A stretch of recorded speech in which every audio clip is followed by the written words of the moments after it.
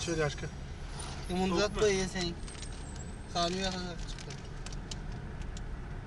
Yemedin hem yemedin. Al aşkı. Ha durma. Sakızım ama ağzımda. Min matlı sakkısından şap su işe. Yamanda sakkısına bak koyar hadi. Şuraya mı? Ya.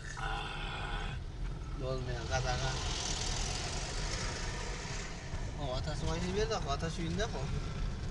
Yak lan. Hadi koyma şimdi. Kime bu? Düzgün sen. Aynen. Olsun da.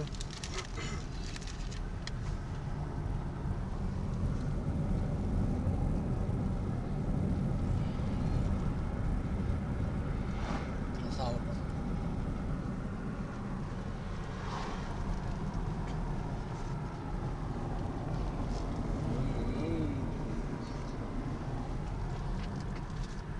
Bayram sabah ayet koyayım mı ya diye doğan su kurbaşı. Haydi koyuyor.